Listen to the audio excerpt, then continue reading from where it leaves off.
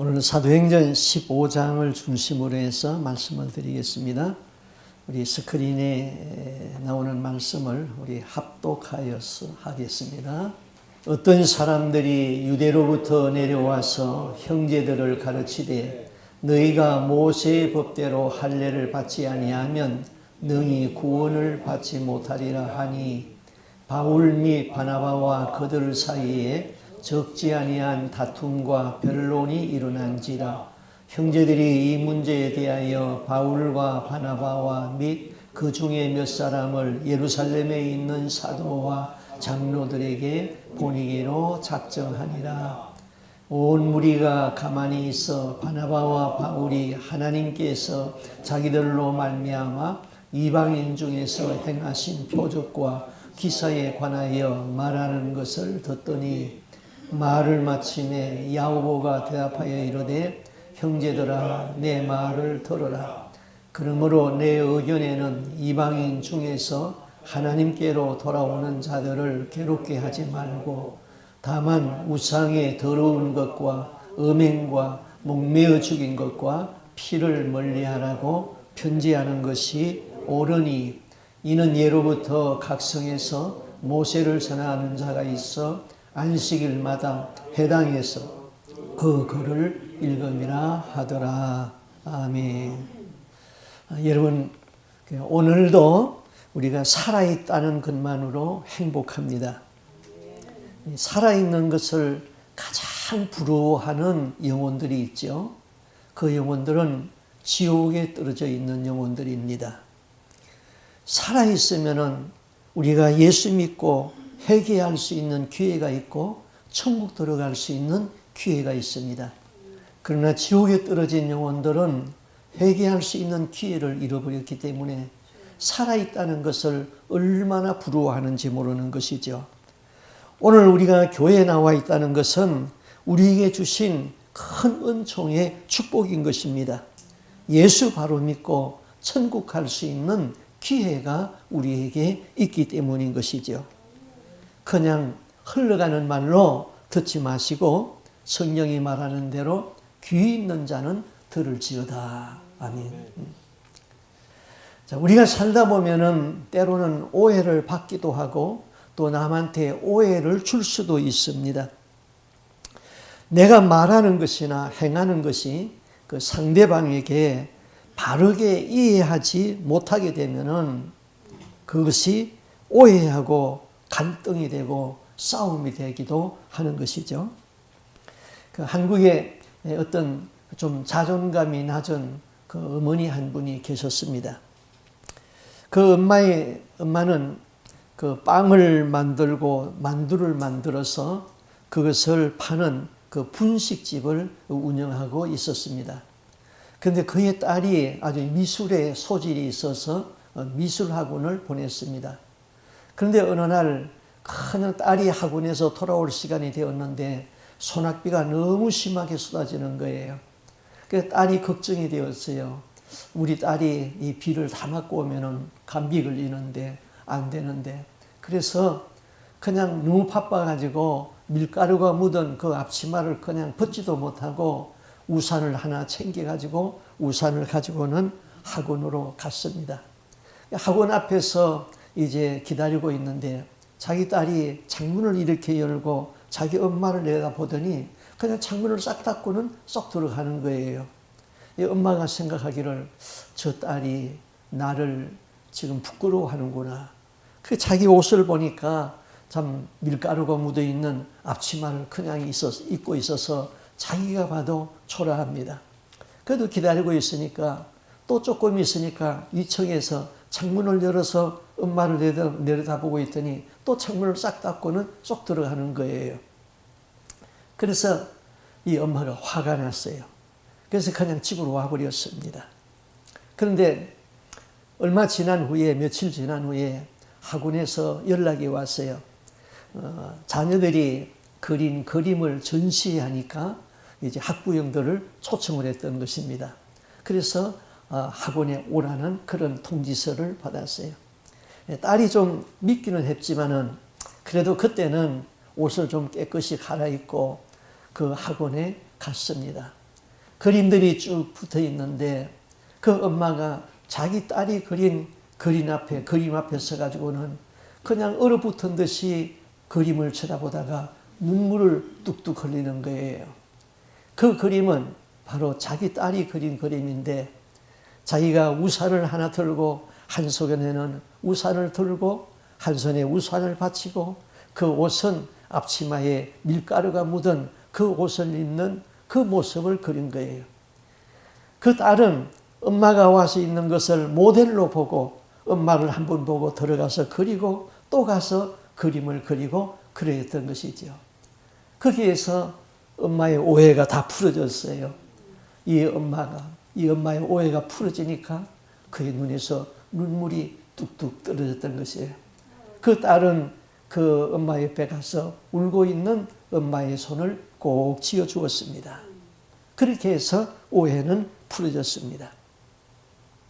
다윗 왕과 좋은 관계를 맺고 있던 그 암몬 나라의 왕 나하스가 죽고 그의 아들이 왕위를 계승했습니다. 그래서 다윗은 한운에게 조문 사절단을 보냈습니다. 그것이 사무엘하 10장 3절 이하에 이렇게 기록되어 있어요. 암몬 자손의 관리들이 그들의 주 한운에게 말하되 왕은 다윗이 조객을 당신에게 보낸 것이 왕의 아버지를 공경함인 줄 아십니까? 다윗이 그의 신하들을 당신에게 보내어 이 성을 엿보고 탐지하여 함락시키고자 함입니다. 이에 한운이 다윗의 신하들을 잡아가지고 그들의 수염을 깎아버리고 그들의 의복의 중동 볼기까지 잘라서 돌아보내니라 그랬어요. 자, 이 암몬의 왕은 다윗을 오해만 한 것이 아니라 그 다윗이 보내던 신하들에게 아주 모욕을 주었습니다. 다윗이 보낸 신하들을 잡아가지고 수염을 깎아버렸습니다.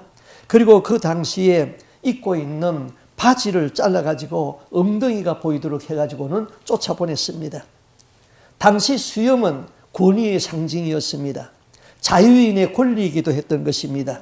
수염이 강제로 깎였다는 것은 노예 취급을 당한 수모였던 것입니다. 또 당시의 옷은 신분의 상징이었습니다. 당시에는 내의가 없었지요. 그들이 입고 있는 바지를 엉덩이가 보이도록 잘랐다는 것은 그들의 신분을 모독한 것이죠. 그의 성경을 계속 읽어보면 사무엘하 10장 6절에 이렇게 기록했어요. 암몬 자손들이 자기들이 다윗에게 미움이 된 줄 알고 암몬 자손들이 사람을 보내 베드로 아람 사람과 소바 아람 사람의 보병 2만 명과 마이가 왕과 그의 사람 1,000명과 돕 사람 2,000명을 고용한지라. 지금 다윗이 지금 화가 났습니다. 군사를 일으켰습니다. 한운 왕은 자기 군대가 다윗을 이길 수 없다는 것을 알고 이웃 나라에서 용병을 고용했습니다. 이웃 나라에서 33,000명의 용병을 고용했습니다. 외국 용병을 고용하기 위하여서 많은 국고를 탕진해야 했습니다. 다윗의 군대가 암몬 왕이 고용한 군대를 패배시켰습니다.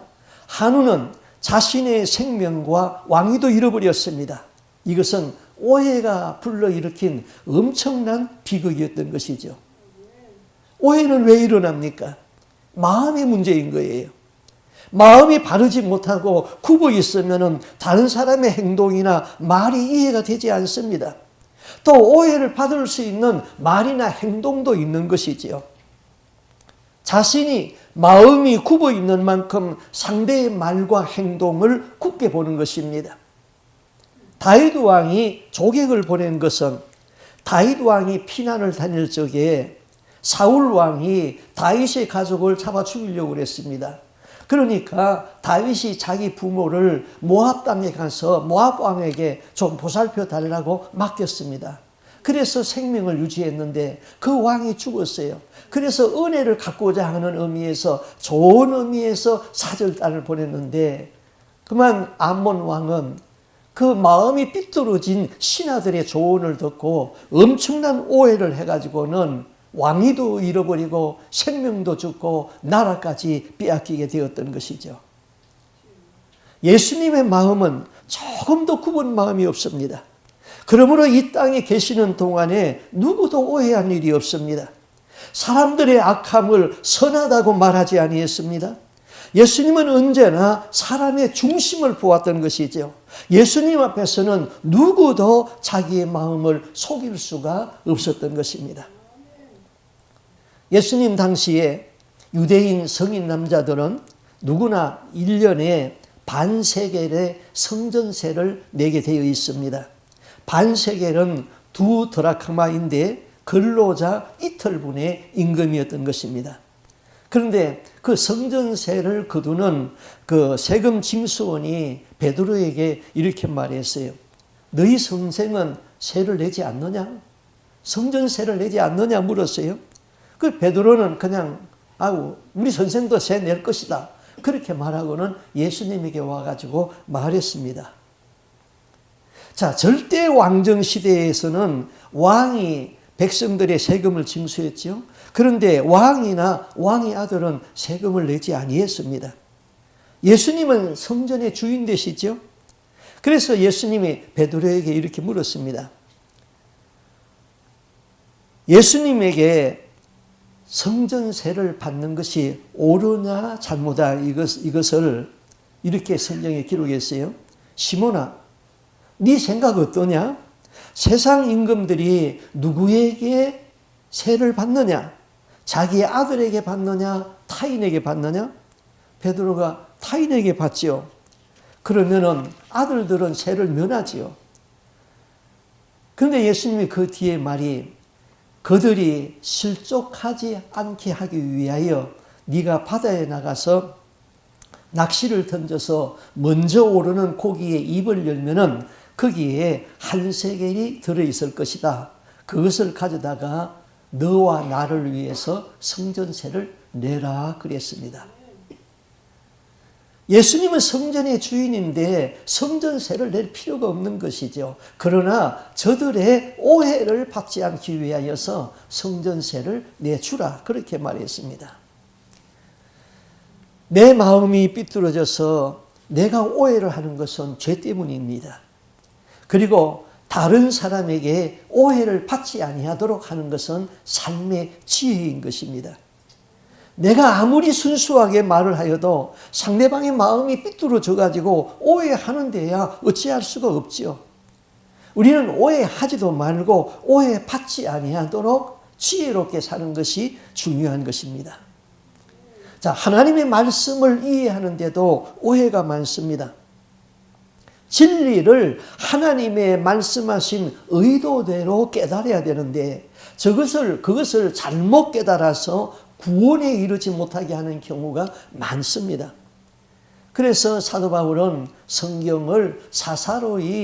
베드로는 성경을 사사로이 풀지 말라 그랬습니다. 성경을 왜곡되게 곡해해도 아니 되는 것이죠. 자, 우리가 구원을 받는 것은 하나님의 은혜로 구원을 받고 믿음으로 구원을 받고 우리의 행위로 심판을 받습니다. 그런데 예루살렘에서 온 어떤 사람들이 바나바와 바울이 목회하는 안디옥 교회에 와가지고 우리는 예루살렘 교회에서 보내서 여기에 왔다 그렇게 말했습니다. 자, 예루살렘 교회에서 왔다고 그러니까 이걸 함부로 대할 수도 없습니다.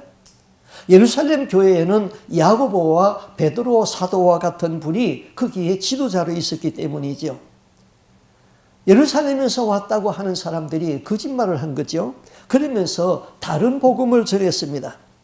구원은 예수도 믿어야 되지만은 할례를 받아야지 구원을 받는다. 그렇게 말했습니다. 너희들이 아무리 이방인들이 교회 나와가지고 열심히 예수를 믿어도 할례를 받지 아니하면은 구원받을 수 없다 그랬습니다. 그러니까 조용하던 안디옥 교회가 술렁이기 시작했습니다. 자, 예루살렘에서 내려와서 말하는 사람들의 구원론이 지금까지 바울과 바나바가 말한 구원론과 다르단 말입니다. 그래서 그들 사이에 적지 아니하게 다툼이 일어났다, 변론이 일어났다 그랬습니다. 자, 예루살렘에서 온 사람들은 하나님의 이름으로 구원의 반열에 있는 사람들을 아주 혼란하게 만들었습니다.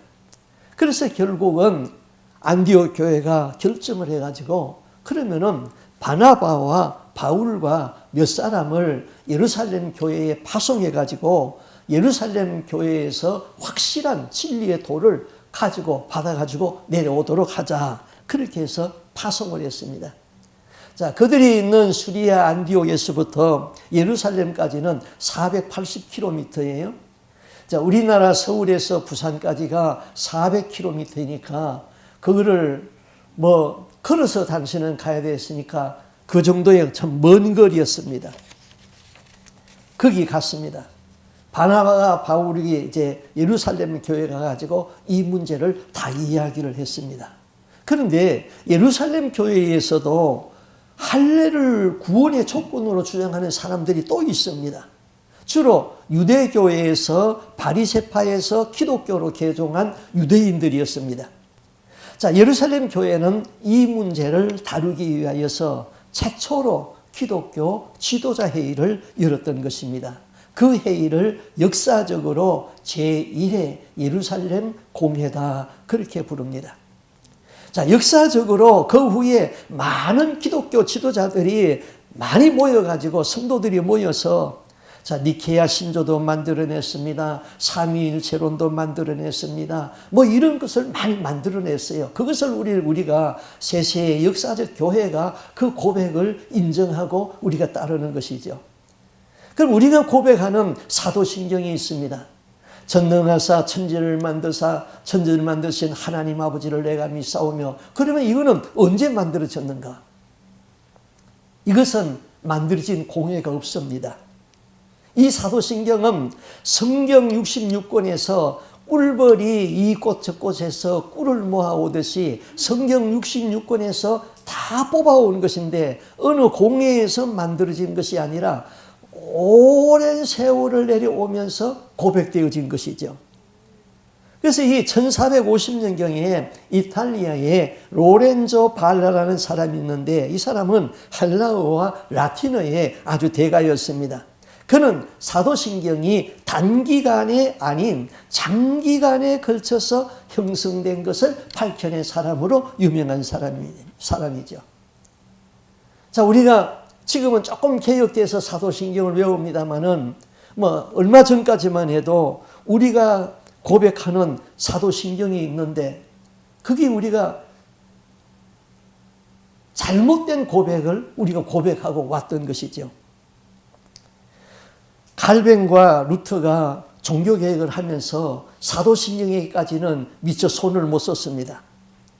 자, 거기에서 아주 결정적인 오류가 있는 것이 뭐냐면은 성도가 서로 교통하는 것과 죄를 사하여 주시는 것과 몸이 다시 사는 것과 영원히 사는 것을 믿습니다 하는 그 고백을 하는데 성도가 서로 교통하는 것과 이 고백입니다. 이거는 천주교의 고백이에요. 개신교의 고백이 아니에요. 이거는 천주교에서는 연옥설을 믿습니다. 사람이 죽으면은 연옥에 가 있다가 지상의 사람들의 공로로 연옥에 있는 그 영혼들이 천국에 갈 수 있다는 그런 교리인 것이죠. 천주교 장례식에 가면은 성도들이 고백문을 읽습니다. 거기 고백문을 들어보면은 성마리아여, 성안나여 하면서 성인들의 이름을 계속 불러요. 그건 왜 그러냐면은 자, 이 사람들은 구원의 조건이 우리는 믿음으로 하나님의 은혜로 구원받는데 이 사람들은 행위가 구원에 도움이 된다고 그래요. 그래서 천국에 들어가는 것을 기준을 예를 들어서 100점이라고 그럽시다. 그러면 어떤 사람은 행위가 좋아가지고 한 200점, 300점 된 사람이 있어요. 이 사람들은 성자예요. 다 천국에 갔어요. 그런데 어떤 사람은 구원이 100점에 미달돼가지고 한 60점밖에 안 돼요. 그러면은 연옥에 가 있는 겁니다.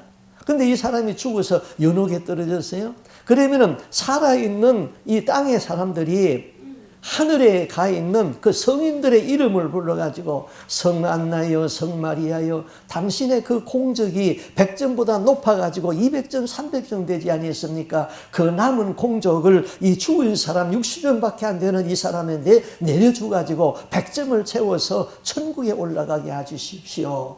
그 고백이에요. 그것이 바로 성도가 서로 교통하는 것과 그 고백이란 말이에요. 그러니까 우리가 얼마나 잘못된 이 고백을 지금까지 우리가 고백해 왔느냐 이것이죠. 그건 모르고 그냥 고백을 한 것이죠. 여러분, 연옥은 없어요. 사람이 죽으면은 천국 아니면은 지옥이에요. 연옥을 믿으면은 구원받을 수가 없어요. 우리는 예수님의 은혜로 천국 가는 것이지 자기 공로나 성인들의 공로로 천국 가는 것 아닙니다.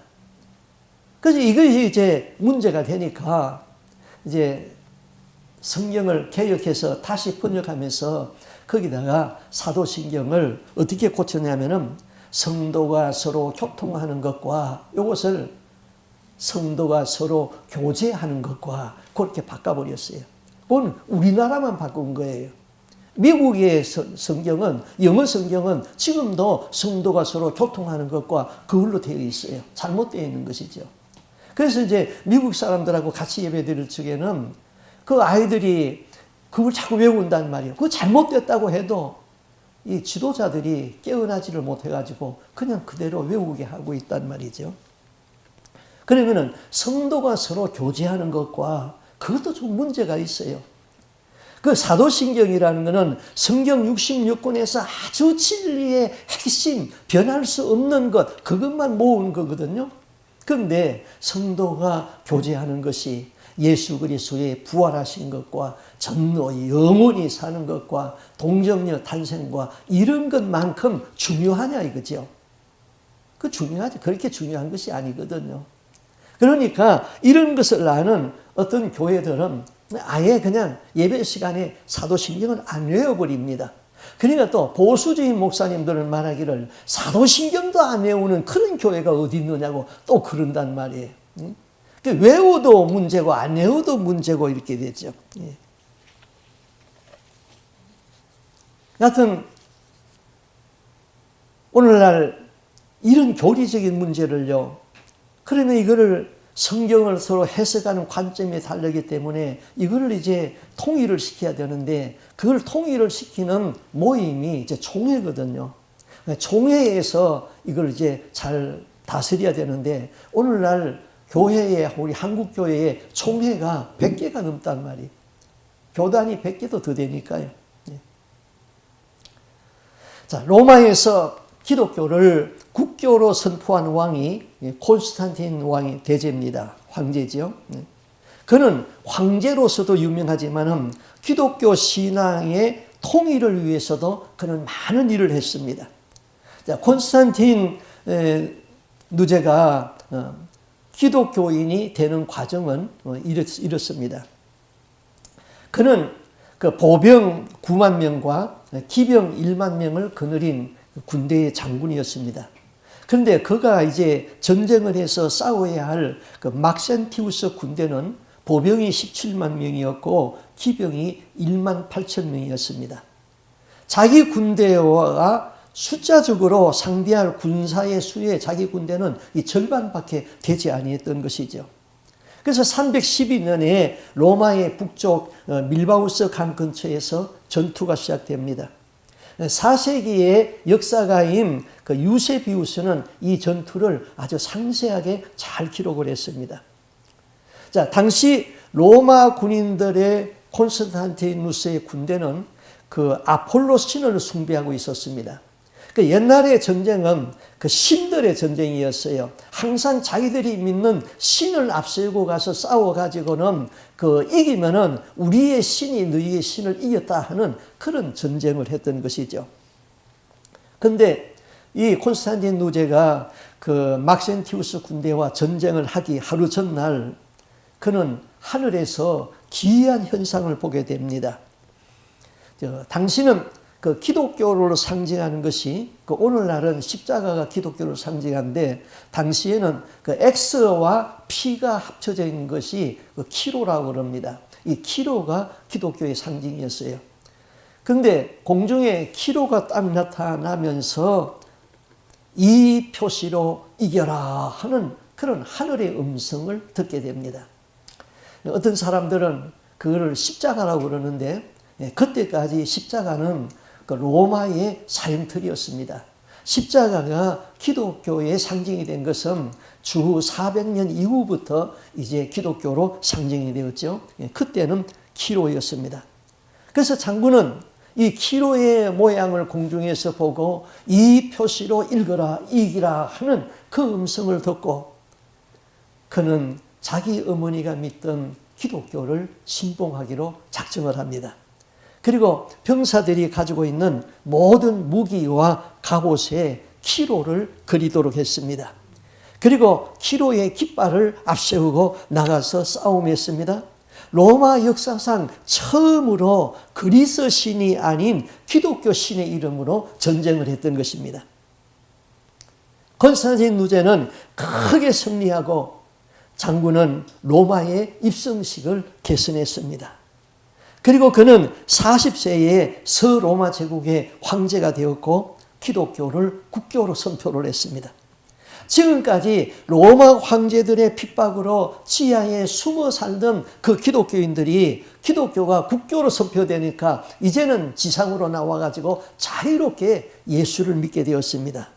그런데 그렇게 되다 보니까 이제 성경을 보는 견해가 막 드러나기 시작했습니다. 그때에 이집트의 알렉산드리아의 사제 아리우스가 삼위일체를 부정하고 예수님은 하나님과 유사한 신성을 가진 피조물이라고 가르치기 시작했습니다. 이거는 지난 주일에 제가 삼위일체론을 말하면서 말씀드렸죠. 이 교리가 오늘날 이단이라고 정죄받은 여호와 증인의 교리의 뿌리인 것입니다. 여호와 증인은 여호와 하나님만이 참 하나님이고 예수는 여호와로부터 유출된 피조물이라고 생각했던 것이죠. 그래서 이 도시의 대주교 알렉산드리아와 아나티시오스는 그 아리우스의 이런 설을 반박을 하고 파문을 했습니다. 그런데 파문받은 이 아리우스가 계속해서 예수는 하나님으로부터 유출된 자라고 잘못된 교리를 가르쳤습니다.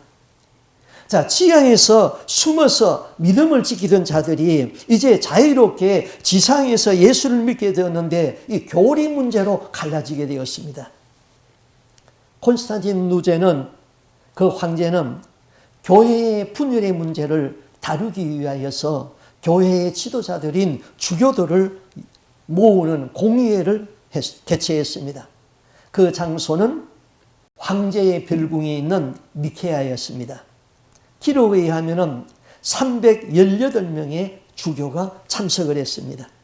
그런데 그곳에 참석한 주교들은 몇 사람을 제외하고는 대부분이 기독교 박해를 받을 적에 고문으로 인하여서 불구가 된 사람들이었습니다. 황제는 건장한 책을 가지고 겸손했습니다. 그는 먼저 로마 제국이 지금까지 기독교를 박해한 것에 대하여서 사과하는 연설을 했습니다. 그리고 이렇게 말했습니다. 기록에 남아 있습니다. 친애하는 여러분, 여러분을 뵙고 싶었습니다. 모든 주교들이 참석하여 진심으로 하나님께 감사하고 찬양합니다. 교회의 분열은 전쟁이나 갈등보다도 더 해로운 것입니다. 왜냐하면 전쟁은 인간의 육체를 죽이나 잘못된 교회는 영혼을 죽이기 때문입니다. 여러분 간의 불화를 해결하고 신속히 그 원인을 제거하여 주시기 바랍니다. 그랬습니다. 이 공회에 결정된 것이 예수의 신성과 인성을 선포한 니케아 공회라고 그럽니다. 325년에 결정이 된 것이죠. 니케아 공회에서 여호와 증인의 시조가 되는 아리우스는 이단이라고 판정을 내렸습니다. 콘스탄티누스는 아리우스의 책을 모두 불태우라고 그리고 추방하라고 명령을 내렸습니다. 공의회는 성자 예수에 대한 니케야 신조를 만들어서 다음과 같이 발표를 했죠.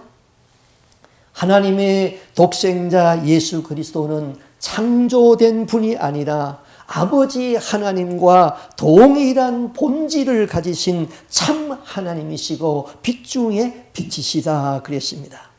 이것이 바로 오늘날 삼위일체 교리인 것이죠. 니케아 공의회에서 여호와 증인의 교리는 이단으로 정죄를 받았던 것이죠. 자, 오늘 또 성경 문제 본문으로 돌아가면은 15장 44절에서 이렇게 말합니다. 예루살렘에 이르러 이제 바울과 바나바가 예루살렘에 도착했죠.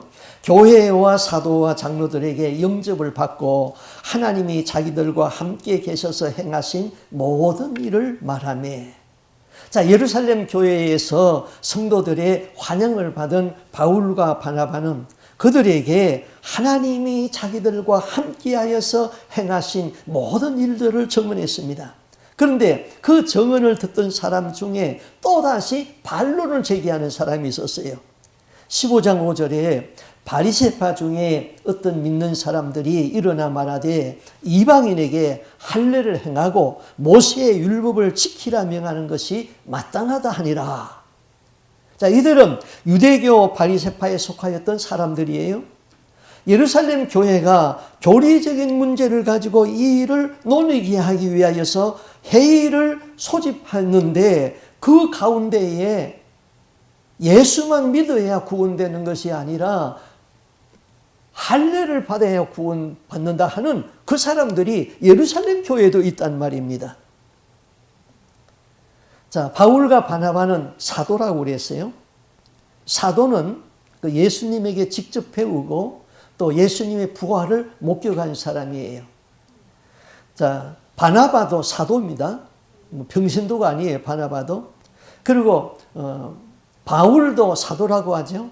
그 바울은 예수님에게 직접 배운 일이 없지만은 그 예수님을 그 계시의 말씀을 항상 예수님으로부터 들었고 예수님의 부활을 그 다메섹 도상에서 만났죠. 그래서 그도 사도라고 부릅니다. 사도들에게는 로마 총독과 같은 그런 권력은 없습니다. 그들에게는 유대교 지도자들이 가지고 있는 지식도 없었어요. 그렇다고 예루살렘의 그 산들처럼 돈이 많은 것도 아니었어요. 그들은 갈보리, 갈릴리, 어부 출신들이었어요. 세상의 관점에서는 어떤 권위도 없는 그런 소박한 사람들이었어요. 바울과 바나바가 사도의 수 가운데서 있습니다. 자, 바울은 예수님에게 직접 배우지는 않았습니다만은 부활하신 예수를 만났고 그 후 예수님으로부터 계시의 말씀을 들었기 때문에 그도 사도로 인정하는 것이죠. 자, 근데 그 회의에서 이렇게 말합니다. 15장 7절에 보면 많은 변론이 있은 후에 베드로가 일어나 말하되 형제들아 너희도 알거니와 하나님이 이방인들로 내 입에서 복음의 말씀을 들어 믿게 하시려고 오래전부터 너희 가운데서 나를 택하시고 많은 변론이 있은 후에 베드로가 일어나서 말을 합니다. 여러분, 이방인들도 믿고 회개하니까 성령을 받았습니다. 이방인들도 회개하면은 할례를 받지 아니해도 구원을 받습니다. 예수 그리스도의 보혈의 능력으로 재씻음을 받고 정결하여집니다. 구원은 이방인이나 유대인에게나 차별이 없는 것입니다. 그랬어요. 그러면서 이렇게 말합니다. 15장 10절. 그런데 지금 너희가 어찌하여 하나님을 시험하여서 우리 조상과 우리도 능히 맺지 못하는 멍에를 그 제자들의 목에 두려고 하느냐. 구원은 오직 유대인에게만 한정되는 것이 아니라 그런 유대적인 사고에 갇혀있는 할례파 유대인들에 대한 베드로의 통렬한 꾸짖음이었던 것이죠. 자, 옛날 유대인과 이방인을 구별짓는 것이 있었습니다. 그게 할례예요. 할례는 그 남자의 생식기를, 표피를 일부를 잘라내는 겁니다. 할례는 내 몸에 죄를 잘라낸다는 그런 의식이었습니다. 남자의 생식기는 생명의 상징이었습니다. 하나님은 최초로 아브라함을 소명하고 그와 그의 자녀들에게 할례를 하라고 명령을 했습니다. 아브라함의 자녀들은 할례를 행함으로 하나님의 자녀라는 은총의 표시로 할례의 표시를 가지고 살았던 것이지요. 그런데 그 할례의 의미가 자꾸 변질되기 시작했어요. 그래서 나중에는 할례가 구원의 표시다, 그렇게 주장을 하게 되었습니다. 유대인들은 할례가 자기들의 의가 되고 공로가 되었다 이 말입니다. 그런데 모세 시대 때에 모세가 이 할례에 대하여서 다시 한번 깨우쳐 주었거든요. 신명기 10장 16절에 보면은 모세가 이렇게 말합니다. 그러므로 너희는 마음의 할례를 행하고 다시는 목을 곧게 하지 말라. 죄로 굳어진 마음의 표피를 벗기고 마음의 할례를 받아라. 목을 뻣뻣이 해가지고 들지 말고 하나님의 은총을 감사하라. 우리는 육체의 할례는 받지 아니하여도 마음의 할례는 받아야 되는 것이죠. 그래서 저는 기도할 적에 그럽니다. 주님, 내 마음이 할례를 받고 내 귀가 할례를 받게 해 주옵소서. 우리 주님이 공중에 강림하셔서 천사들의 나팔 소리와 함께 이리로 올라오라 했을 적에 마음의 할례가 안 되고 귀가 할례를 받지 아니하면 천사들의 음성을 들을 수가 없고 예수님의 음성을 들을 수가 없습니다. 그래서 마음의 할례를 받고 귀가 할례를 받아서 주님이 이리로 올라오라 하는 그 음성을 들을 수 있는 영성이 있게 하여 주옵소서. 그런 기도를 저는 종종 합니다. 자, 이 할례 문제 때문에 이와 같이 논쟁이 이제 많이 갔습니다. 그 다음에 사도행전 15장 13절에 이렇게 이제 결론을 짓습니다. 베드로가 말을 마쳤어요. 말을 마침에 이제 야고보가 대답하여 이르되 형제들아 내 말을 들어라. 자, 예루살렘 교회의 최고 권위자는 야고보였습니다. 여기 야고보는 예수의 형제 야고보입니다. 야고보를 사도라고 부르지는 않죠. 예수의 제자 야고보는 이미 순교했습니다.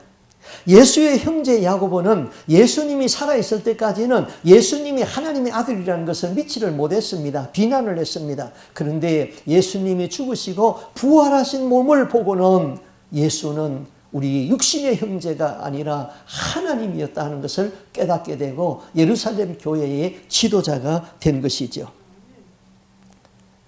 그 야고보가 이렇게 말합니다. 사도행전 15장 19절 그러므로 내 의견에는 이방인 중에서 하나님께로 돌아오는 자들을 괴롭게 하지 말고 내 의견에는 이 말은 그 원문에 보면은 디오 에고 크리노 그랬습니다. 그러므로 내가 판결한다 그런 뜻입니다. 아주 권위 있는 말이었어요. 그러므로 내가 판결을 내린다. 야고보는 확실히 판결을 내려버렸습니다. 구원은 하나님의 은혜로 말미암아 구원받는 것이지 인간의 공로가 의가 될 수 없다. 이방인들에게 무거운 짐을 지우지 말라 그랬습니다. 그리고 결론으로 안디옥 교회가 문제를 가지고 왔으니까 안디옥 교회에 회신의 편지를 보내서 확실한 정인으로 바울과 바나바를 보내고 그 외에 두 사람을 더 보내자 해서 안디옥 교회로 보냅니다. 그리고 당시 교회가 문제가 가지고 있던 다른 것들에 대하여서도 덧붙여 편지를 냈습니다. 15장 20절 다만 우상에 더러운 것과 음행과 목매어 죽인 것과 피를 멀리하라. 편지하는 것이 옳으니 우상에 더러운 것, 우상은 더러운 거예요. 이방신들은 더럽고 조작한 거예요. 우상에게 바쳐졌던 음식을 먹는 것도 역시 나를 더럽게 하는 거예요. 그 다음 음행과 그랬습니다. 음행도 더러운 거예요. 당시 이교도들의 신전에는 신전창기가 있었어요. 신전에 가서 신의 이름으로 아무런 죄의식 없이 신전창기와 음행을 했던 것입니다. 이런 음행과 그 다음에 목매어 죽인 것과 피를 멀리하라 그랬어요. 그 목매어 죽인 것은 왜 그럴까요? 자, 고기는 피채 먹지 말라 그랬죠. 피에는 생명이 있다 그랬어요. 그래서 피를 다 빼야 되는 것이죠. 근데 목매어 죽인 것은 피를 빼지 않습니다. 그래서 피채로 먹게 되는 것이죠. 그래서 목매어 죽인 것은 삼가하라 그랬습니다. 그런데 우리는 피를 요새 잘 먹죠. 그 피 있는 게 또 맛있단 말이에요. 그게 뭐예요? 순대. 그거 돼지 피에다가 뭐 잡채 같은 거 넣어가지고 삶은 거거든요. 그거 좀 맛있어도 먹지 말라고 그랬으면 안 먹는 게 좋아요. 성경이 먹지 말라고 그랬으니까요. 하나님은 거룩하다 그랬어요. 하나님은 내가 거룩하니 너희도 거룩하라 그랬어요. 이 거룩이라는 단어가 하나님에게 적용되면은 거룩이지만은 그 거룩이 인간에게 적용되면은 구별되었다, 깨끗하다 그런 의미인 것이죠. 우리 믿는 사람은 세상 사람과 좀 구별돼야 돼요. 세상 사람과 똑같이 살면 안 돼요. 세상 사람과 구별된 삶, 깨끗한 삶을 사는 것이 바로 거룩의 삶인 것이죠. 마음을 세상에 빼앗기지 마라. 더러운 말을 하지 말라. 혐오스러운 언어를 사용하지 말고 더러운 이권에 개입하지 말라. 그래서 거룩하게 살라는 것이죠. 예수는 그리스도입니다. 예수는 참 하나님이 되시는 것이죠. 거룩하신 예수는 우리에게 거룩을 요구합니다. 내가 거룩하니 너희도 거룩하라. 거룩하게 사는 자만이 거룩한 하나님이 계시는 거룩한 천국에 들어갈 수 있는 것입니다. 우리 마음이 할례를 받고 거룩한 삶을 살다가 거룩한 천국에 우리 모두 다 들어갈 수 있기를 주님의 이름으로 축복합니다. 아멘. 기도하겠습니다. 주 하나님 아버지, 때로는 우리 마음이 거짓되고 부패하여져 있습니다. 그래서 다른 사람의 말을 바르게 듣지를 못하고 오해하는 일도 많이 있습니다. 또 우리가 살다 보면 지혜가 없어서 다른 사람에게 오해할 수 있는 말과 행동을 할 때도 있습니다. 우리 마음이 할례를 받아서 오해를 하지도 않게 하여 주시옵시고 오해를 받지도 않는 지혜로운 삶을 살 수 있도록 도와주시옵소서. 하나님 아버지, 진리를 왜곡하는 일이 없도록 도와주옵소서. 하나님의 말씀인 성경은 성령의 감동으로 기록되어진 말씀이라고 하였사오니 저자의 영감 수준에서 이 말씀을 바로 깨닫게 해주시고 이 말씀을 쉽고 은혜롭게 사람들에게 나눌 수 있는 그런 은사와 능력을 허락하여 주시옵소서. 하나님, 우리 마음이 할례를 받기를 원합니다. 그래서 항상 겸손한 마음을 가지고 하나님의 말씀을 대할 수 있도록 도와주옵시고 성령이 우리를 깨우쳐 주시옵소서. 주 하나님 아버지, 내가 거룩하니 너희도 거룩하라 하신 주님, 우리의 삶이 거룩한 삶, 구별된 삶, 깨끗한 삶을 살게 하여 주옵소서. 그래야지 거룩한 하나님이 계신 거룩한 영화로운 천국에 우리가 들어갈 수 있사오니 이 세상 살 적에 날마다 자신을 구별하고 성결된 삶을 살다가 땅의 장막이 무너질 적에 다 천국에 들어갈 수 있는 저희들이 될 수 있도록 은혜의 은혜를 더하여 주시옵소서. 이 모든 말씀 주 예수 그리스도 이름으로 기도하옵나이다. 아멘.